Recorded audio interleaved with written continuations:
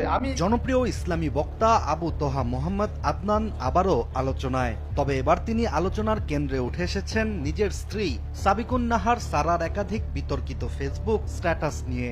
আর আবু তোহার স্ত্রীর দেয়া পোস্টগুলো সামাজিক যোগাযোগ মাধ্যমে ছড়িয়ে পড়ার পর ব্যাপক প্রতিক্রিয়া সৃষ্টি হয় দেশ জুড়ে। কোরআন এবং হাদিসের কেন্দ্রিক জ্ঞানের চর্চা আল্লাহ পাক সবাইকে করার তৌফিক এনায়েত করুন, আমিন।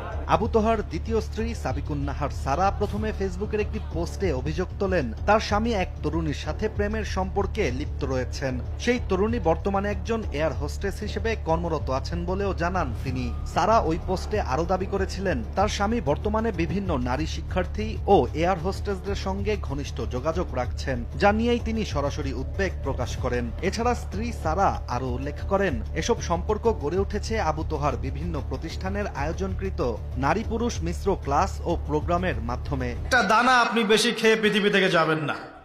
আবু তোহার স্ত্রীর দেয়া পোস্ট সামাজিক যোগাযোগ মাধ্যমে ছড়িয়ে পড়তেই শুরু হয় আলোচনা সমালোচনার ঝড়। অনেকেই এটিকে একান্ত পারিবারিক বিষয় বলে মন্তব্য করেন, কেউ আবার উস্তাদ আবু তোহার সম্মানহানির উদ্দেশ্যে সাজানো পরিকল্পনা হিসেবেই দেখছেন এটিকে।